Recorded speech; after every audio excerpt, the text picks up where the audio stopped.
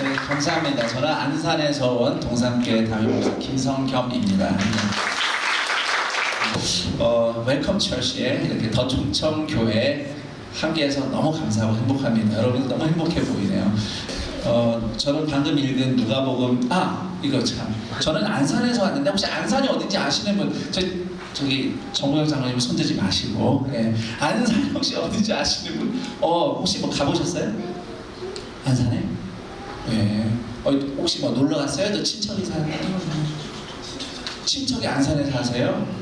그렇구나. 여기 계신 분들 대부분은 안산이 어딘지 모르실 거예요. 안산은 서울에서 조금 내려오면 여러분도 잘 아시는 수원이라는 곳이 있습니다. 수원에서 서쪽으로 옆에 있는 도시가 안산이라는 곳이고요.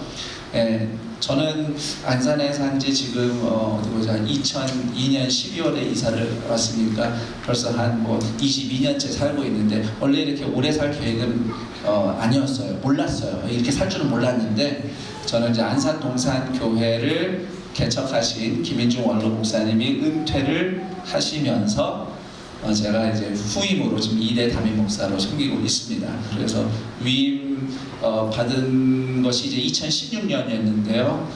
벌써 이제 만 8년을 채우고 9년째 하고 있고요. 앞에 동사 2년을 했기 때문에 보니까 10년 세월이 지나갔더라고요. 어느새 벌써 10년이 지나갔는데 참 시간이 빨리 지나갑니다. 고십니다, 목사님도. 보니까 목사님 아직 40도 안 되셨어요. 저는 이제 막 50이 됐어요. 그래서 50이 된 기념으로 노안도에서 제 실력에 맞춰서 돋보기를 최근에 맞췄는데 돋보기가 역시 필요해요. 참 좋습니다. 자, 우리 목사님 창창할 때 하나님께서 힘차게 쓰시길 축복합니다. 자, 이제 본론으로 들어가서 누가복음 7장 1절에서 10절 말씀을 존중이라는 제목으로 여러분과 함께 나누도록 하겠습니다. 먼저 사진을 보여드릴 게 있는데 사진 한번 준비된 거 잠시만.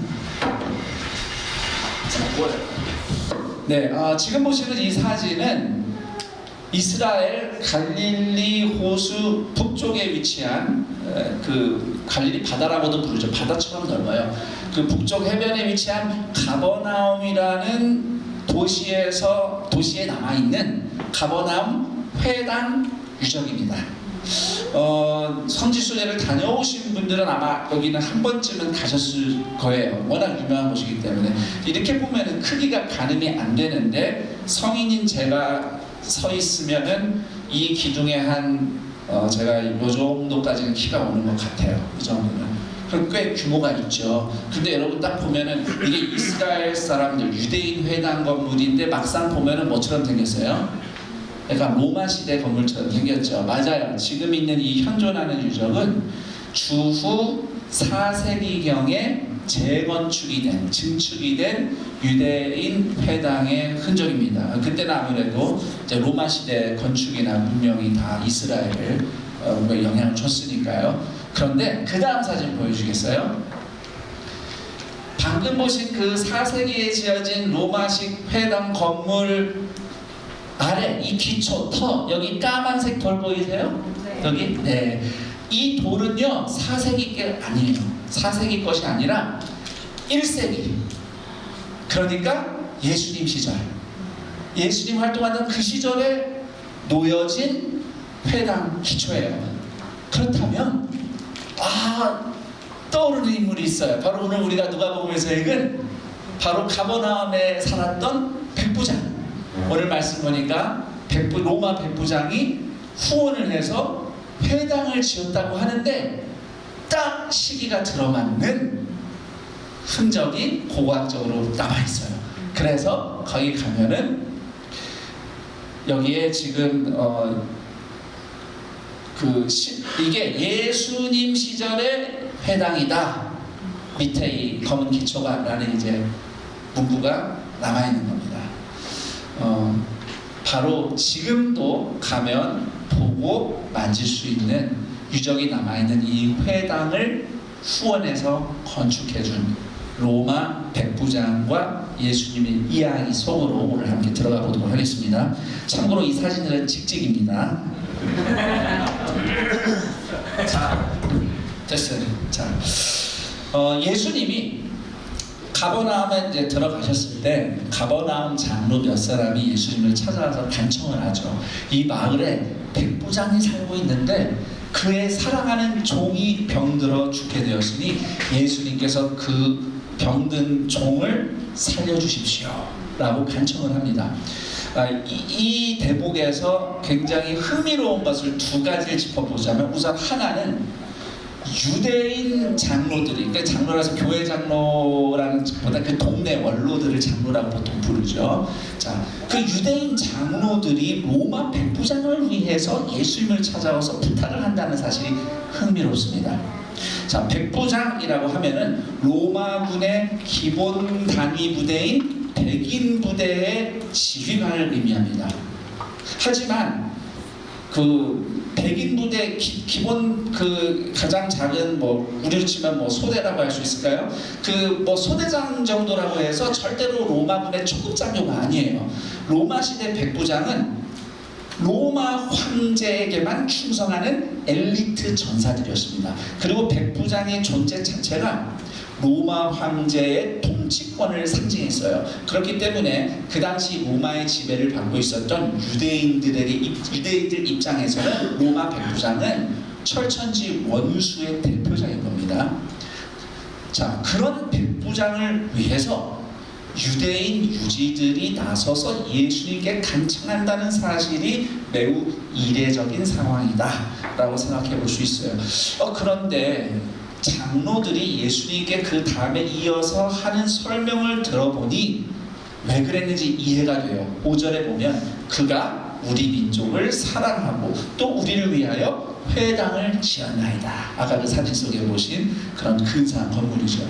자, 사실 이 백부장에 대한 미담을 예수님이 모르셨다고 생각되지는 않아요. 왜냐하면 성경을 읽어보신 분들 아시겠지만 예수님은 이미 가버나움을 중심으로 해서 많은 사역을 하고 계셨기 때문에, 가버나움이 무슨 서울처럼 천만 도시도 아니고 다 누가 어땠는지 다 아시거든요.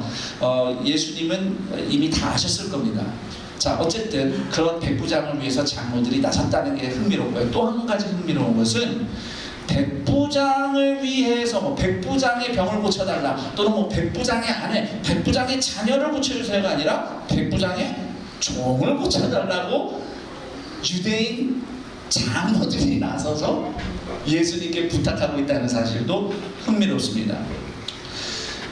뭐 예수님은 당연히 종이라고 해도 아무리 작은 사람에도 기꺼이 고쳐주시는 사랑의 예수님이시지만, 유대인 장로들이 이 백부장의 부탁이 아니었다면 과연 누군가의 집에 종이 병들어 아픈 것에 관심이나 가졌을까? 그나마 로마 백부장이 부탁했으니까 종 좀 살려달라고 예수님께 와서 부탁을 하지 않았겠나? 좀 이런 생각을 해봅니다. 그렇게 생각해보면 조금 씁쓸하죠. 어쨌든 예수님께 백부장의 종을 고쳐달라고 하는 것도 매우 흥미로운 지점이에요.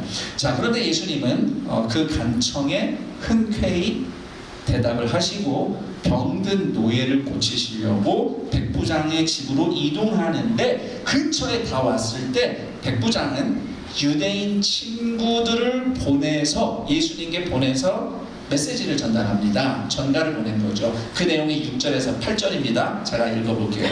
주여 수고하지 마옵소서. 내 집에 들어오심을 나는 감당하지 못하겠나이다. 그러므로 내가 주께 나아가기도 감당하지 못할 줄을 알았나이다. 말씀만 하사 내 하인을 낫게 하소서. 나도 남의 수하에 든 사람이요 내 아래에도 병사가 있으니 이더러 가라 하면 가고 저더러 오라 하면 오고 내 종더러 이것을 하라 하면 하나이다. 정말 모든 사람들이 감탄하는 믿음이라고 할 수 있어요. 예수님 직접 오실 필요 없습니다. 말씀만 하셔도 병이 날 줄 압니다. 요즘 성도들은요, 목사님이 손을 얹고 안수기더라도 해줘야 병이 날 것 같아서 굳이 하여튼 손을 좀 얹어달라고 안수기도 해달라고 부탁하는 경우가 많거든요. 물론 저는 그것을 뭐 굳이 꼭 뭐 목사를 뭐 무당처럼 생각해서 손을 얹어야만 마치 나은 것처럼 믿는다, 그렇게 제가 폄하하는 것은 아니고요. 이제 목사님이 나를 안수기도 해주신다는 사실에서 위로를 받고 싶기 때문에 목사의 직접적인 기도를 이제 원하는 것이라고 저는 이해를 해요. 근데 그런 걸 그래도 생각해 본다면은 이 백부장은 대단하죠. 안 오셔도 돼요. 원격으로 말씀만 하세요. 네, 이렇게 말씀하시는 겁니다. 말씀하는 거죠. 그래서 예수님이 거기에 있던 유대인들에게 감동받고서 이제 유대인들에게 칭찬을 하시죠. 9절, 내가 너희에게 이르노니 이스라엘 중에서도 이만한 믿음을 만나보지 못하였노라. 다시 말해서 하나님의 백성이라고 하는 너희 유대인들보다 저 이방인 로마 백부장 믿음이 훨씬 낫다, 이런 의미로 지금 이렇게 말씀을 하신 겁니다. 자, 그렇게 예수님이 백부장 믿음을 칭찬하신 것으로 이야기 끝이 아닙니다. 예수님께 말씀을 아랬던 사람들이 백부장식으로 돌아가 보니 그 종이 이미 깨끗이 나았습니다. 여기까지가 오늘 우리가 읽은 말씀의 이야기 내용입니다. 자, 그럼 여기서 이제 질문을 해볼게요. 예수님이 유대인들 중에서도 이런 믿음이 없다며 칭찬하신 백부장의 믿음이라는 것은 도대체 뭘까요? 예수님이 칭찬하신 백부장의 믿음, 뭐 어떤 걸 보고 예수님이 그 믿음을 칭찬하신 걸까요? 예수님이 직접 가지 않으시고 말씀만 하셔도 병 고치실 수 있는 예수님의 능력을 믿은 믿음, 그 믿음을 예수님이 칭찬하신 걸까요? 보통 제가 이렇게 질문하면은, 설교자가 질문하면 그게 꼭 정답은 아니니까 질문을 하겠죠. 네. 사실은 예수님에게 그런 능력이 있다고 믿는 것 자체도 훌륭한 믿음입니다. 왜냐하면 예수님께 그런 능력이 있다고 믿지 않는 사람들도 되게 많기 때문이죠. 예수님이 그런 능력이 있으시다, 이 믿는 거 굉장히 중요합니다. 자, 그런데 가버나움 백부장은 단지 예수님의 능력이 아닌, 저를 따라해볼까요? 예수님의 권세. 네, 예수님의 권세를 믿고 존중한 거예요. 자, 8절을 다시 읽어보겠습니다. 나도 남의 수하에 든 사람이요, 내 아래에도 병사가 있으니 이더러 가라 하면 가고 저더러 오라 하면 오고 내 종더러 이것을 하라 하면 하나이다. 백부장은 자신의 군생활 경험을 토대로 예수님의 권세를 잘 이해하고 있고요. 더 나아가서 예수님께는 그런 권세가 있으니 그대로 하십시오 라고 예수님의 권세를 존중하는 겁니다. 그러니까 여러분, 능력하고 권세는 조금 달라요. 능력은 뭐 영어로 하면 파워죠. 근데 권세는 authority입니다. 그 힘을 쓸 수 있는 권한과 지위가 있다는 뜻이에요. 능력이 있다고 내가 마음대로 쓸 수 있는 게 아니잖아요. 그걸 쓸 수 있는 권한과 지위가 있느냐, 그것까지 포함한 것이 권세거든요. 지금 로마 백부장은 예수님의 능력만이 아니라 예수님의 권세를 인정하고 존중하고 있는 겁니다. 능력이 있다고 믿는 것과 권세를 존중하는 것은 차이가 있습니다. 자, 예를 들어서 예수님 시절 유대인들이 로마의 통치를 받고 있었죠. 그 당시 유대인들은 로마 황제가 어떤 힘을 가졌는지, 능력을 잘 알고 있었습니다. 하지만 유대인들이 로마 황제의 권세를 존중하지는 않았어요.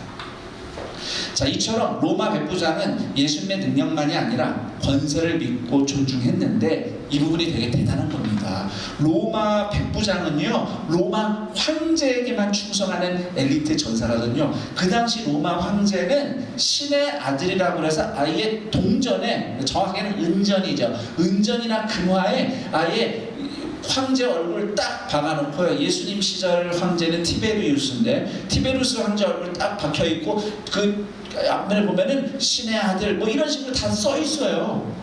유대인들은 그래서 그 당시 로마가 통용한 화폐를 우상 취급했어요. 왜냐하면 황제를 신격화해서 이렇게 월십을 하는, 숭배를 하는 그런 문화였으니까.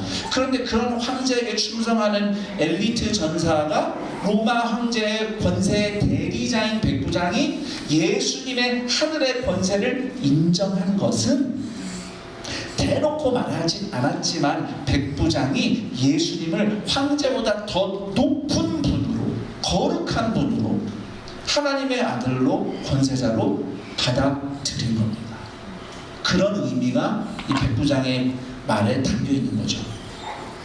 그리고 그런 백부장의 믿음, 예수님을 그렇게 거룩한 분으로, 권세자로 받아들이는 믿음이 말보다도 예수님을 대하는 태도에서 더 극명하게 나타납니다. 자, 지금 백부장이 예수님을 간절히 모시고 싶어요. 그래서 자기 종이 낫기를 바라니까. 그런데 오늘 말씀 읽어보면 백부장이 한 번이라도 예수님께 직접 찾아와서 부탁하는 모습이 나오나요? 한 번도 나타나지 않습니다. 이 부분이 여러분 어떻게 느껴지시나요? 여러분 만약에 누군가가 여러분에게 정말 진심으로 부탁하고 싶어요. 그러면 어떻게 하는 게 최선으로 부탁하는 것 같아요? 직접 찾아가요. 문자 찍 날려요? 문자도 사실은 아니 나를 직접 찾아와서 만나 얘기를 해야지. 문자나 톡 보내고 이게 무슨 태도야? 그럼 느껴지잖아요. 근데 지금 여기서 백부장은요 한 번도 예수님께 직접 찾아오지 않아요.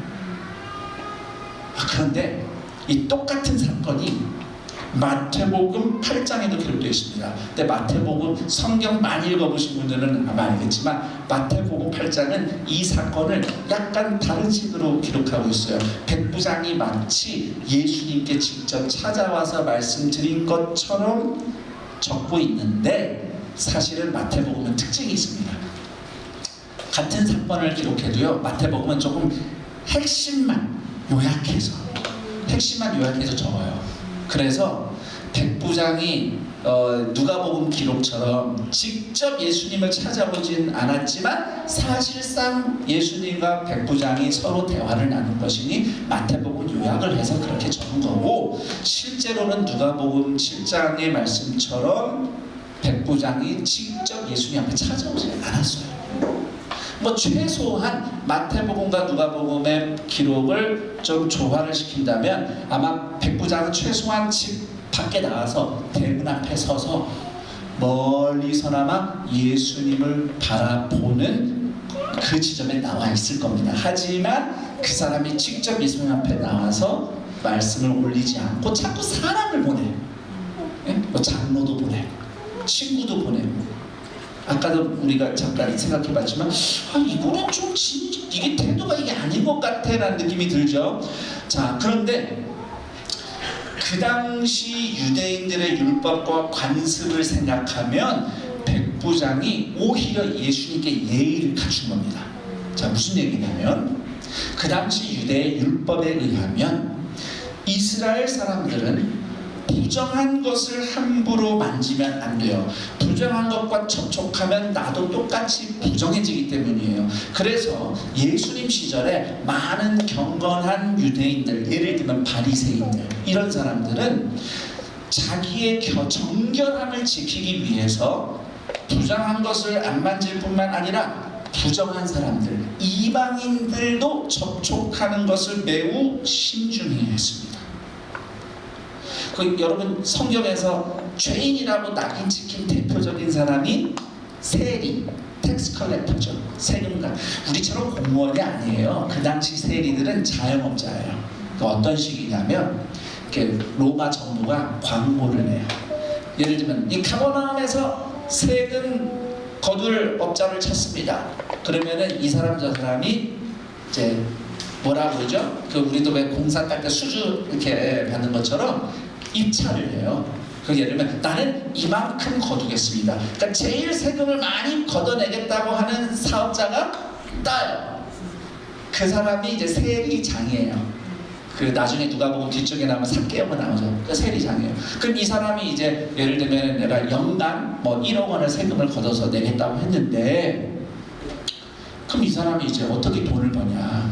로마가 돈을 준 게 아니고 수수료를 붙여서 때리는 거예요. 그래서 예를 들면은 1억 되겠다고 하고서는 사람들한테 1.5억이나 2억을 뜯어내는 거죠. 그러면 1억은 자기가 갖고 1억은 로마 정부에 주는 거예요. 이게 이제 세리들이 하는 일인데, 그러니까 욕을 먹었죠. 엄청 욕 먹었고, 그리고 이 세리들이 아무래도 로마 정부하고 일하다 보니까 로마 사람들, 이방인들하고 자꾸 접촉하고, 그리고 아까 제가 말씀드렸죠. 그 당시 세금 낼 때 로마에서 만든 돈으로 세금 걷어서 줘야 되잖아요. 그럼 그 로마 돈 은전에 무엇이 새겨져 있어요? 네, 이강렬 목사님 얼굴이 아니고 황제 얼굴이 새겨져 있어요. 그러니까 경건한 유대인들은 그 우상이라고 만지지도 않는다는 거죠. 세리가 그걸 맨날 만져요. 그러니까 세리는 부정한 사람, 죄인, 딱 낙인이 찍힌 거예요. 자, 이런 관점을 봤을 때 누가복음 기록처럼 로마 이방인 백부장이 예수님께 직접 나가지 않은 모습은 예수님을 거룩한 분으로 아는 믿음인 겁니다. 나 같은 이방인 죄인이, 부정한 사람이 거룩한 예수님께 함부로 다가가면 안 된다는 겸손한 자세인 것이죠. 마치 누가복음 5장 8절에서 베드로가 예수님께 나를 떠나소서 나는 죄인입니다 라고 고백한 것과 같은 맥락인 거예요. 사실 지금 이 사건이 벌어진 가버나움은 그래도 다른 이스라엘 지방보다는 이방인과의 접촉이, 교류가 많은 그런 교역의 중심지였기 때문에 뭐 이방인과 접촉하는 무슨 정결법 이런 것에 대해서는 비교적 개방적이었던 지역입니다. 그래서 굉장히 지금도 이스라엘에서 제일 보수적인 사람들은 다 예루살렘에 모여 있어요. 그래서 예루살렘과 유대 지방에 사는 사람들은 예수님 시절에 갈릴리를 똑같은 이스라엘인데도 이방의 갈릴리라고 부를 정도로 굉장히 그런 거에 개방적이었어요. 자, 그런 갈릴리의 가버나움에서 유대인도 아니라 이방인인 로마 백부장이, 게다가 로마 백부장이면 지금 정복자잖아요. 유대인들의 율법이나 그런 관습 얼마든지 무시하고 유린해도 누구도 뭐라고 할 사람이 없어요. 뭐하러 그걸 지켜줘? 나 로마 백부장인데요. 뭐하러 그걸 존중합니까? 그런데 그런 백부장이 오히려 율법대로 예수님을 침해하지 않으려고 자기가 직접 나서지 않고 유대인 친구들을 대신 예수님께 보낸 것은 예수님을 향한 존경을 넘어선 경외심의 실천인 겁니다. 그분은 거룩한 분이니까 내가 함부로 가면 안 된다. 이런 백부장의 믿음을 저는 한마디로 존중이라고 표현하고 싶습니다. 그래서 오늘 설교 제목이 존중입니다.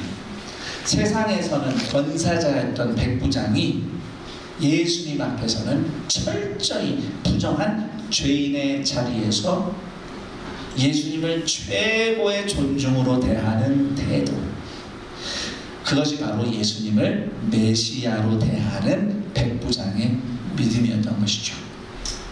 저는 이 지점에서 우리 성도들이 스스로에게 이렇게 질문해 보기를 권면합니다. 나는 예수님의 이름과 능력을 이용하고자 하는 소망만 있는 것은 아닌가?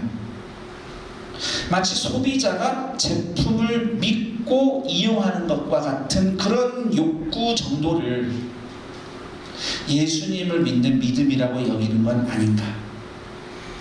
나는 진심으로 예수님의 권세를 존중하며 그분의 긍휼을, 은혜를 의지하는 성도인가? 한번 스스로 질문해 보시기 바랍니다. 그렇게 예수님을 높이 대하는 백부장의 믿음이 단지 예수님을 대하는 태도로만 나타나는 게 아니고요. 그 죽을 병 걸린 하인 하나를 살리려고 애쓰는 모습에서도 나타납니다. 예수님을 존중하는 사람이 어떻게 사람을 존중하는지 잘 보여주고 있어요. 여러분 2절에 보면 종이라는 단어가 나옵니다. 이 종은 번역하면 노예라는 말이에요. 헬라어 원문을 보면. 근데 7절에는 하인이라고 번역이 돼 있는데 이게 헬라어로 파이스라고 하는 말입니다. 졸음도 깰 겸 저를 따라해 볼까요? 파이스. 네, 파이스라는 말은 아이, 소년이라는 뜻이에요. 그러니까 이 종은 노예이면서 어린이인 거죠. 로마 시대에 인간 취급을 받지 못하는 대표적인 두 부류의 신분이 종과 어린이입니다. 그래서 노예와 어린이는 둘 다 쉽게 돈 몇 푼에 팔려갈 수도 있고요. 또는 주인이나 부모의 결정에 따라서 이유 없이 목숨을 잃기도 했습니다. 단지 인구를 조절하겠다는 이유로 집에서 자녀들을 죽이는 일들이 로마 시대에는 빈번히 일어났어요. 종으로 팔기도 하고. 자, 그런데 지금 백부장에 병든 종은 이 둘 다 해당돼요. 노예이면서 어린이에요. 소년입니다. 자, 여러분이 로마 사람이고 종이 많이 있는데 그 중에 종이 병들어 죽었어요. 죽어가요. 그러면 여러분에게는 어떻게 하는 게 합리적인 선택입니까? 죽게 내버려 두고 새로 사면 돼요. 그렇죠? 종이니까. 종은 소유지, 사람이 아니죠. 그런데 이 백부장은 어떻습니까?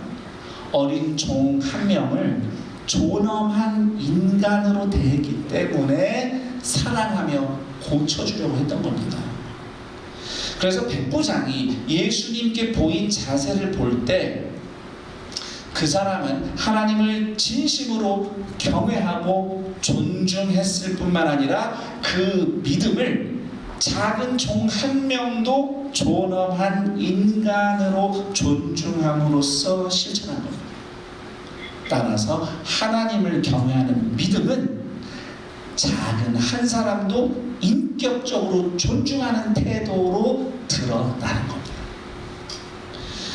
제가 동산교회 처음 부교자로 이제 사역을 시작했을 때 제가 서론에 2002년 12월에 그때 아직 강도사 시절에 이제 부임을 했고요. 그때 영어 예배를 맡았고 동시에 김인중 목사님의 그 당시 담임 목사님, 원로 목사님의 제가 이제 목회 비서 또 같이 사역을 했어요. 제가 참 미숙하고 실수가 많았습니다. 지금 생각하면 내가 왜 그랬지 참 제정신이 아니었구나 그럴 때가 한두 번이 아닌데 그런데요 김인중 목사님께서 저를 한 번도 함부로 대하신 적이 없어요.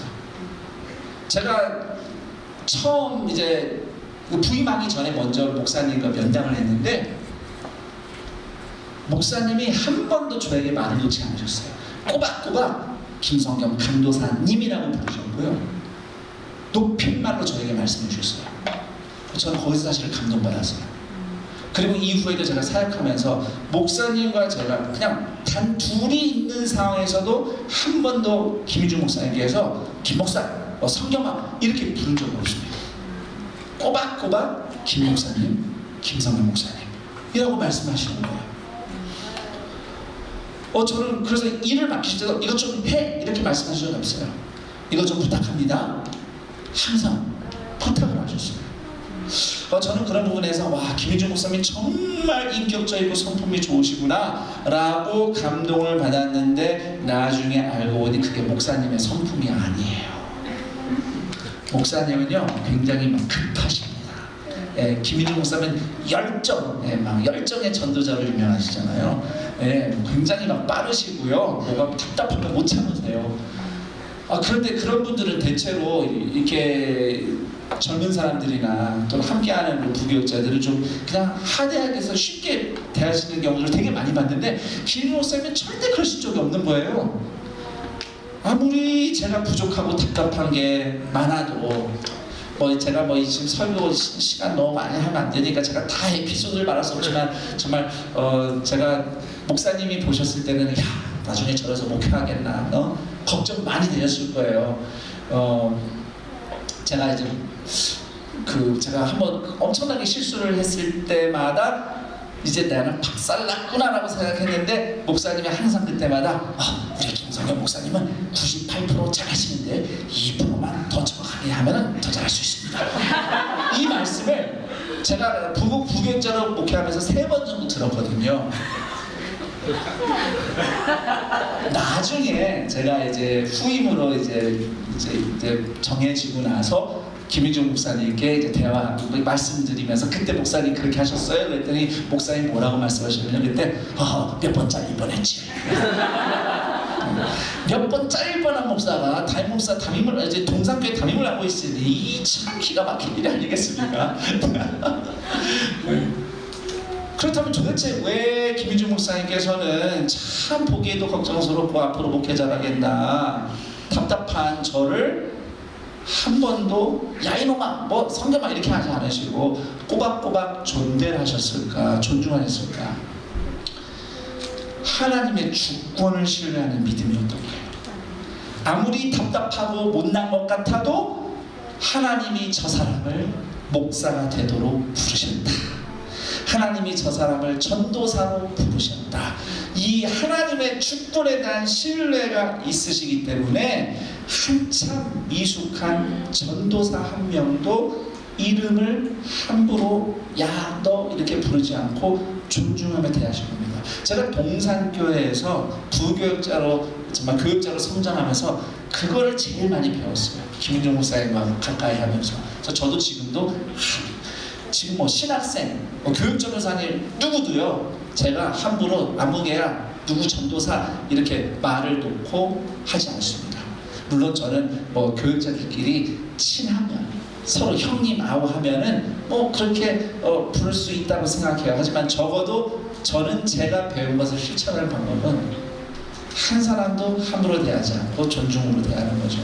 이강정 목사님 제가 혹시 함부로 뭐 강렬한 부른 적이 있나요? 없습니다. 예. 이강정 목사님은 그냥 저보다 젊은 그냥 후배 교육자나 친구가 아니고요. 하나님이 부르신 목사님이시거든요. 예. 그래서 저도 이렇게 부르는 거죠. 예를 들면요, 정말 우리가 저분들이 정말 믿음의 사람들, 교계를 이끌어가시는 분들이구나라고 하는 목사님들은 다 그렇게 하셔요. 저는 교회 학교를 주일학교를 충현교회에서 지냈어요. 제가 6학년 때 소년부를 담당하셨던 목사님이 지금 3일교회 담임 목사님이신 송태근 목사님이시거든요. 그때 이후부터 이제 인연이 있는데 나중에 제가 동산교회 담임 목사가 된 후에 송태근 목사님을 이제 모시고 뭐 부흥 집회도 하고 이제 몇 번 이제 교제를 하게 됐는데 절대로 제가 소년부 시절 제자라고 해서 송태근 목사님이 성겸아, 김 목사 이렇게 부른 적이 한 번도 없어요. 편하게 하셔도 저는 괜찮은데 김 목사님이라고 해서 꼭 이렇게 존재를 하시더라고요. 그러면서 김민준 목사님, 송태근 목사님 다 결이 같구나. 결이 같구나. 세상에서 아무리 작은 사람이라도 하나님의 형상입니다. 그래서 하나님을 존중하는 마음으로 그 한 사람을 존중과 예의로 대하는 것이 마땅합니다. 여러분, 사랑이라고 하면 친밀함만 생각하죠. 막 친하고 가깝고 편하고. 맞아요. 사랑에는 그런 면이 있어요. 그런데 사랑에 또 하나 중요한 축이 있다면 그것은 바로 존중입니다. 예의죠. 부부 사이에 사랑이 더 깊어지는 중요한 비결 중에 하나는요, 부부가 서로에게 예의를 지켜주는 거예요.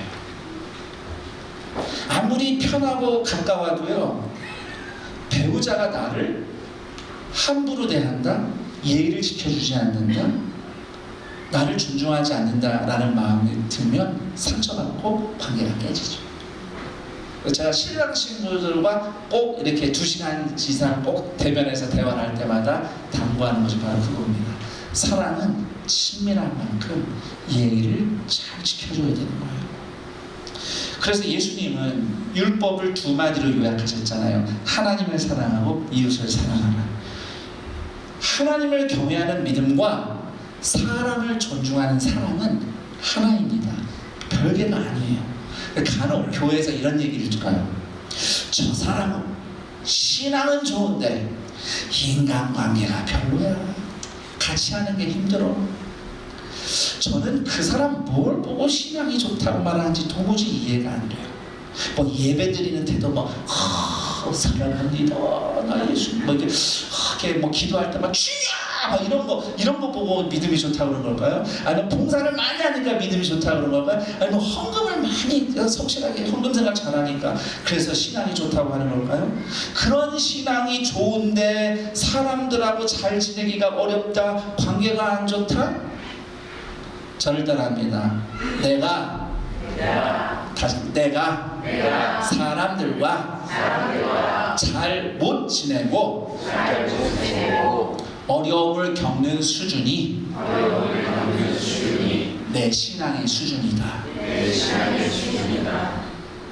그게 내 신앙의 수준입니다. 하나님을 경외하고 사랑하는 믿음은 사람을 존중하고 사랑하는 믿음과 하나이기 때문이죠. 그래서 여러분 스스로에게 각자 이렇게 스스로 질문했으면 합니다. 내가 남을 대하는 태도를 볼 때 나는 진정 하나님을 경외하는가? 이제 말씀을 좀 정리해볼까 합니다. 예수님 안에서 우리는 백부장처럼 율법을 막 걱정하면서 하나님과 거리 두지 않아도 됩니다. 왜냐하면 예수님의 십자가 덕분에 우리는 하나님 앞에 얼마든지 직접 나아갈 수 있도록 구원받은 하나님의 자녀들이기 때문이죠. 자, 그렇다고 해서 우리가 하나님께 함부로 나아가도 괜찮다는 뜻은 아니죠. 하나님하고 내가 친하다고 해서 하나님한테 Hey yo, what's up? 이럴 수는 없는 거란 말이죠. 예? 이럴 수는 없지 않습니까? 예수님을 향한 백부장의 마음처럼 우리가 얼마든지 하나님 앞에 나아갈 수 있지만 하나님을 향한 최고의 존중으로 우리는 오늘도 먼저 따라합니다. 예수님의 십자가 앞으로 겸손히 나아간다. 예수님의 십자가 앞으로 겸손히 나아가는 것이 바로 예수님을 최고로 존중한 백부장의 믿음과 같은 믿음인 겁니다. 그리고 우리를 언제든지 다시 용서하고 용납하시는 예수님의 십자가 권세를, 그 십자가 권세를 의지해서 하나님 앞으로 나아가는 여러분의 믿음이 사람을 향한 존중으로도 나타나는 믿음이기를 축복합니다. 그래서 마지막으로 권면합니다. 하나님을 경외하는 여러분의 믿음이 작은 한 사람을 하나님의 형상으로 존중하는 사랑으로 드러나는 더 초청교회 웰컴 처치가 되기를 축복합니다. 사랑에 목말라서 이런저런 다른 대체물로 술로 또는 담배로 또는 마약으로 또는 온갖 어떤 인터넷 미디어 매체로 게임으로 이런 것들로 자기를 중독시키는 현대 사회에서 마르지 않는 샘물과 같은 하나님의 사랑을 경험하게 하는 존중이 넘치는 더 초청교회가 되기를 축복합니다. 그런 더 초청교회 성도 여러분의 교회에서 모인 모습뿐만 아니라 여러분의 일상에서, 가정에서 또는 섬기러 나아가는 누군가를 섬기는 그 현장을 통해서 병들어 죽어가는 어린 종 한 명도 살려서 구원하시는 예수님의 역사가 나타나고 그런 여러분을 통해서 전주시 우리 모든 이웃들이 하나님의 초대와 환대와 초청을 경험하게 되기를 우리 주 예수 그리스도의 이름으로 축원합니다.